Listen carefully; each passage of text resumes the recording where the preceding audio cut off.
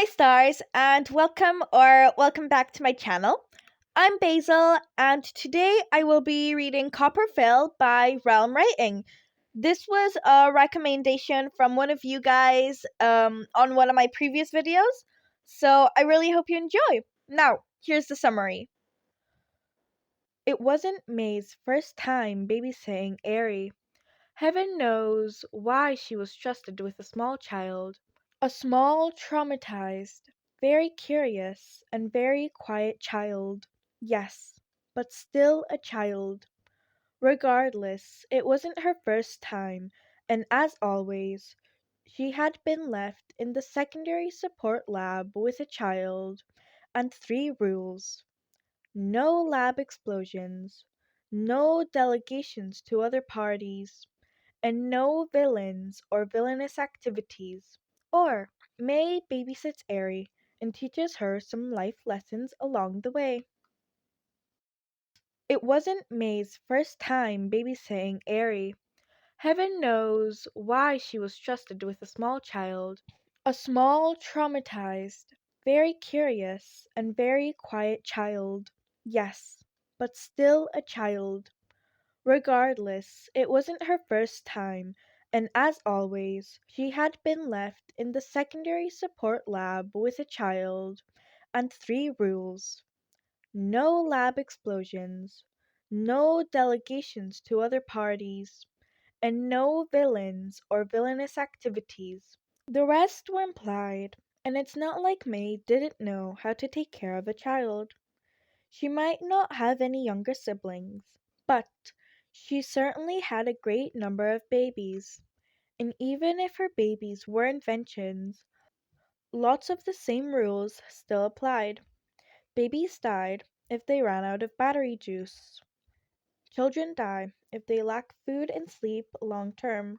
Feed, water, and rest them regularly. Babies explode if they overheated. Children had breakdowns if they were overwhelmed. Whether it be overstimulation, emotional or physical pain, or trauma, you find the cause of the overheat and deal with it before going forward. Babies should not be left unsupervised when running. Children should not be left unsupervised while awake and about. They can get in trouble just like any machine run amok.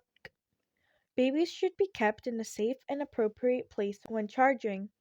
Children children should be left to sleep in a bed in a room that has little to no chance of explosion. So on and so forth. Honestly, she really didn't understand why people had such a hard time as often as they did. But she was currently having a hard time with the fact that sometimes aforementioned explosions were part of that process. Normally, this would be no issue. Explosions in a safe, controlled environment were healthy, whether they be done in a therapist's office or in the safety of one's home. Emotions being expressed was a good thing, even if sometimes they make you feel a little broken for a moment before you fill the cracks in the pottery with gold. The issue she was currently having was she didn't know the explosion would happen. She was unprepared. I didn't know the malfunction. It was like a fucking landmine. She wanted to swear, to yell, to scream and cry, but she couldn't do that. She had a baby to fix. Darn it. Why did humans have to be such complicated machines? Regardless, she did what she had to, and slowly approached the corner of the lab where Eri was curled in a ball, silently sobbing. May kept her hands up and out to show that she didn't have anything in her hands, and as she got closer, kneeling on her knees, as she shuffled slowly forward, making sure Eri saw her approaching, before she finally got close enough, she asked quietly, "You good to tell me what's got your wires crossed, little one?" When Eri flinched, May backed away a little bit and sat down crisscross applesauce before she looked up for confirmation that where she was had been a proper amount of distance to reach the girl's perimeters. After a short breath and nod from the little girl, waited in silence for any communication as she watched the small girl shiver before the small girl finally spoke. I'm broken. I broke things again. Broke things because I'm broken. And now everyone's going to be upset at me because I broke it. May paused before speaking as she carefully pondered her response before deciding simple was probably the best in this situation. What broke, little one?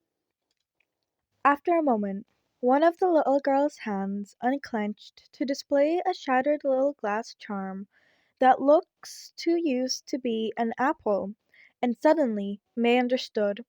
It was a little good luck charm Izuku had given her just earlier that week, telling her that it looked exactly like the candy apples she loved so much.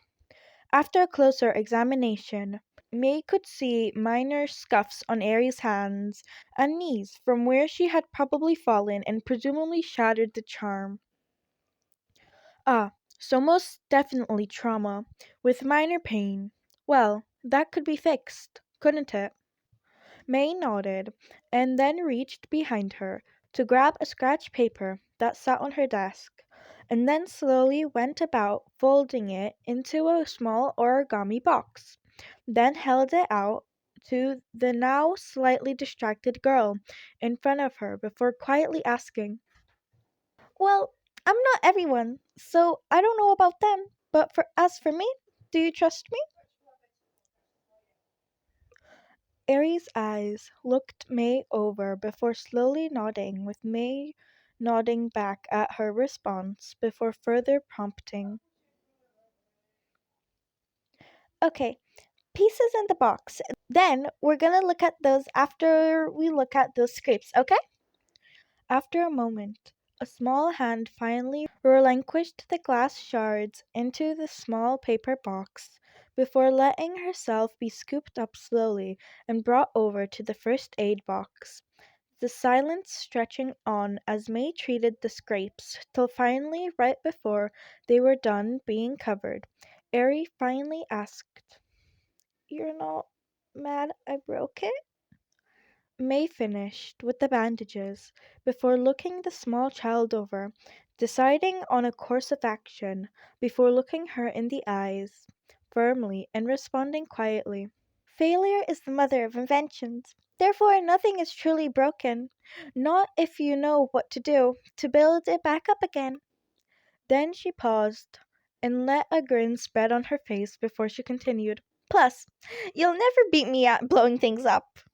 At the confusion that laced the smaller's expression, she opened some videos from the testing rooms on her phone and showed the red eyed girl video after video of an exploding invention as May had slowly gotten it to work.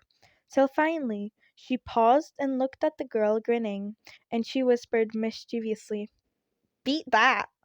And they both broke down laughing. After the laughs died down, though, Eri looked sad again, and May paused before asking, So are you afraid everyone is going to be mad still? Sad about your charm? Or both? Eri paused, looking contemplative, before she slowly responded, Less afraid. I'm still scared. But since Maini-san isn't mad at me, I know I can hide in the lab with you if I need to, since I'm one of her babies. So I guess I'm mostly just sad about the charm. May nodded with the statement, knowing that she would in fact hide the child in her lab if anyone got mad over something stupid as this, because as much as she didn't like outsiders in her lab, Eri was, in fact, one of her babies at this point, if in spirit only. So now, to fix baby's charm problem. She spoke as she looked around the lab for what she needed, gathering things as she went with the small blonde and watching her with fascination as she flitted across the lab, entranced by the dance like movement as she turned and fluidly picked up everything she needed, speaking all the while. Did you know that historically, here in Japan, they did something called kintsukuroi? Super cool stuff. They mostly don't do it anymore, but it was the most beautiful stuff, where they took shattered pottery and filled the cracks with metal like gold and platinum. It made the pottery into something new because the history of such objects is part of their beauty. The same applies to many things nowadays. Healing is a beautiful thing after all. But back to the charm. While I don't have any gold or platinum to spare, I do have a small pile of spare wire from around the lab was placed in front of the child before she continued. A lot of copper and a clean soldering iron. How does that sound? And with an enthusiastic nod, they went to work. And in and if a week later Eri showed Izuku the charm he gave her and shared with him in a whispered tone the revelation that scars that make them feel broken only make them more beautiful, then only a few will ever have to know of the tears that followed. Alright, my stars, that was the end of that fic. I personally really loved it. I tried to do Eri's voice as best as possible. I'll need to try to practice it a little bit more, but yeah. I This was an amazing recommendation. And thank you for Elise Anderson for recommending it. The fic was so cute and amazing. But yeah, and I hope you guys enjoyed it as well. So if you guys have any other recommendations, you can put them down in the comments. And my Discord server and socials are in the description as well, so you can go check them out. But that's the end. I hope to see you in another one. Bye, my stars.